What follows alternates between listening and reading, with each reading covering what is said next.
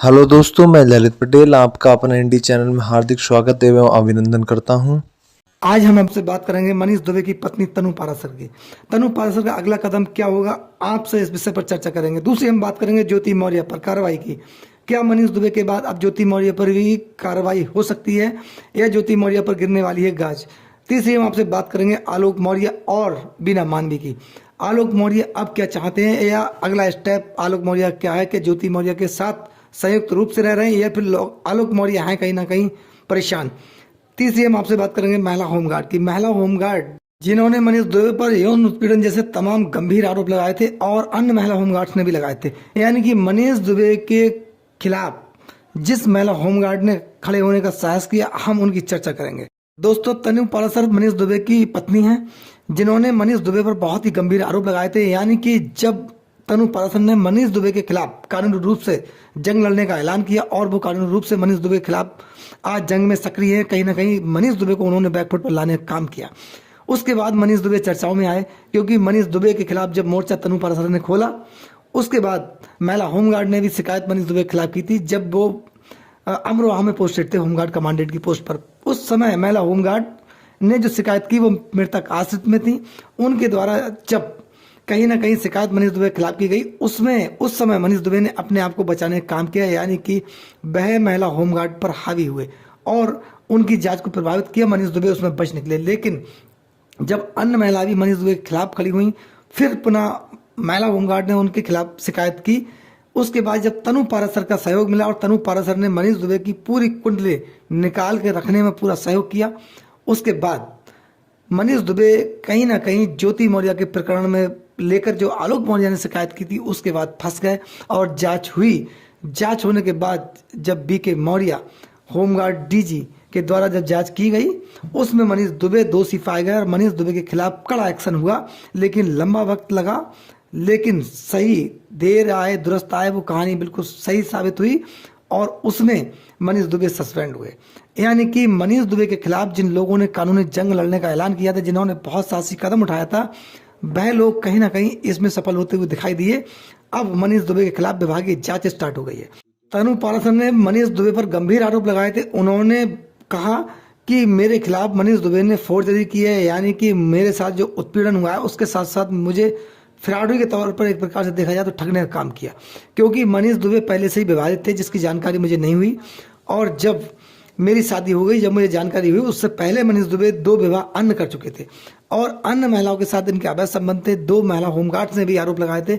यानी कि मनीष दुबे का जो इतिहास है पूरा विवादों से भरा हुआ रहा है।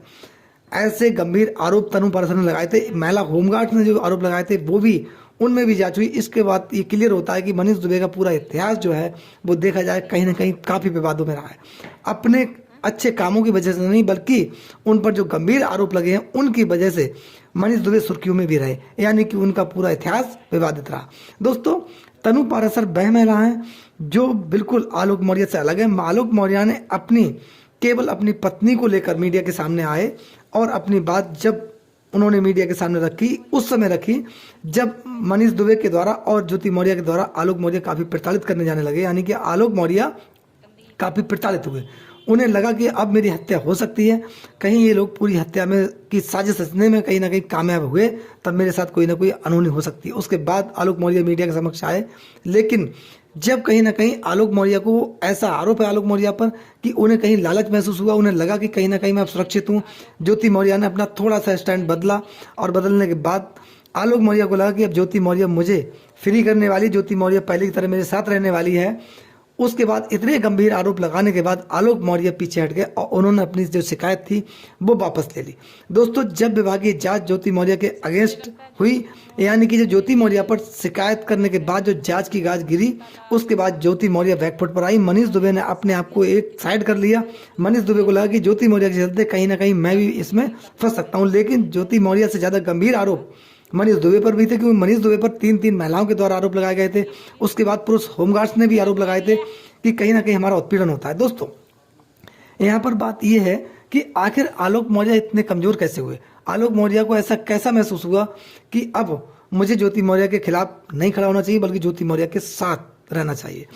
इसके चलते उन्होंने अपनी शिकायत वापस ली। लोग यहाँ पर आहत हुए, परेशान हुए, दुखी भी हुए कि एक भ्रष्टाचार बहुत बड़ा मसला है, जिस भ्रष्टाचार के मुद्दे पर आलोक मौर्य ने शिकायत शासन के पास भेजी थी। अवैध धन वसूली, अवैध संपत्ति अर्जित करने का आरोप ज्योति मौर्य पर था, जो कि देश की जनता के हित में था, क्योंकि ज्योति मौर्य के खिलाफ जब जांच होती और उन पर जो आरोप था उसके बाद ज्योति मौर्य के खिलाफ कार्रवाई होती, ज्योति मौर्य का सस्पेंशन निश्चित था।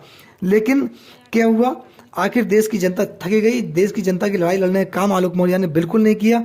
केवल आलोक मौर्य ने वो काम किया, अपना निजी हित, निजी स्वार्थ साधने के चक्कर में आलोक मौर्य अपने मुद्दे से भटक गए। जो व्यक्ति पहले मीडिया के सामने रोकर वह इस प्रकार गंभीर आरोप लगा रहे थे कि केवल ज्योति मौर्य और मनीष दुबे दोनों के आपस में अवैध प्रेम प्रसंग, अवैध संबंध है और ये दोनों ही मिलकर मेरी हत्या की साजिश रचने में कहीं ना कहीं सफल हुए तो मेरी हत्या हो सकती है। दोस्तों, ये बहुत बड़ा गंभीर आरोप था, इस पर जांच हुई, लेकिन आलोक मौर्य ने अपना हित साधा और शिकायत वापस ली। इससे लोग क्यों आहत हुए? क्योंकि ये आम जनता की लड़ाई हो गई थी, क्योंकि भ्रष्टाचार का जो मामला तो जनता से जुड़ा हुआ था। उसके बाद ज्योति मौर्य के प्रकरण के चलते हुए काफ़ी महिलाएं देश के अंदर ऐसी थी जो कहीं ना कहीं पीड़ित हुई, उनकी शिक्षा बीच में रोक दी गई और उन्हें कहीं ना कहीं उत्पीड़न का शिकार होना पड़ा केवल ज्योति मौर्य के प्रकरण की वजह से, जबकि उन महिलाओं को कोई दोष नहीं था। दोस्तों, इसमें जांच होना देश हित, समाज हित और देश की आम जनता के हित में था, क्योंकि इससे समाज में एक पॉजिटिव संदेश जाता। लेकिन आलोक मौर्य ने अपना हित साधा और ज्योति मौर्य के खिलाफ जो शिकायत थी वो वापस ले ली। लेकिन वहीं पर देखा जाए इसके उलट मनीष दुबे की तनु पाराशर देखा जाए तो आलोक मौर्य से कहीं क्यों ना साहसी और संघर्षशील और सब साफ स्वच्छ व्यक्तित्व वाली महिलाएं, जिन्होंने मनीष दुबे के खिलाफ कानून जंग लड़ने का जब ऐलान किया तो वो प्रभावी रूप से लड़ती रहीं और मनीष दुबे इसमें फंसते हुए दिखाई दिए। लेकिन मनीष दुबे की मुश्किलें यहीं पर रुकने वाली नहीं है, क्योंकि यहाँ पर तनु पाराशर ने एक प्रक्रिया और स्टार्ट की, जिसमें फोर्जरी का केस ज्योति मौर्य और मनीष दुबे के खिलाफ तनु पाराशर करने वाली, क्योंकि उन्होंने कहा कि मेरे साथ ठगी हुई, जिसमें प्रमुख भूमिका ज्योति मौर्य और मनीष दुबे की है। जब मेरी शादी हुई उससे पहले ज्योति मौर्य मुझसे मिल चुकी थी। ज्योति मौर्य और मनीष दुबे दोनों ही ने मिलकर मेरे साथ कोई बहुत बड़ी साजिश की थी, जिसमें प्रमुख रूप से देखा जाए तो ज्योति मौर्य भी दोषी है। इसीलिए कानूनी जंग ज्योति मौर्य के खिलाफ भी लड़ने वाली है। दोस्तों, दहेज उत्पीड़न, घरेलू हिंसा के मामले में तनु पाराशर मनीष दुबे के खिलाफ न्यायालय में डटी हुई हैं और यहाँ पर कहीं ना कहीं मनीष दुबे बैकफुट पर आ सकते हैं। मनीष दुबे कहीं ना कहीं इसमें फंसते हुए नजर आ रहे हैं। कानूनी रूप से मनीष दुबे के खिलाफ एक्शन बड़ा होने वाला है।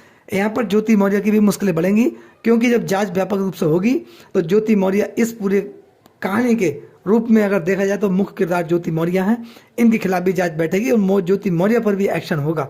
दोस्तों, इस पूरे प्रकरण को अगर देश हित के हिसाब से देखा जाए तब भ्रष्टाचार, अवैध धन वसूली, पद का दुरुपयोग करना और तमाम ऐसे आरोपों के चलते इस पूरे प्रकरण की व्यापक जांच होना न्याय हित में इसीलिए है, क्योंकि इस प्रकार से समाज और पद की प्रतिष्ठा कहीं ना कहीं धूमिल होती है। लोगों में नैतिक कर्तव्य और नैतिक मूल्य जो होते हैं उनमें गिरावट आती है। इसके चलते इस पूरे प्रकरण में कौन दोषी और कौन निर्दोष जांच होने के बाद ही ये क्लियर होगा।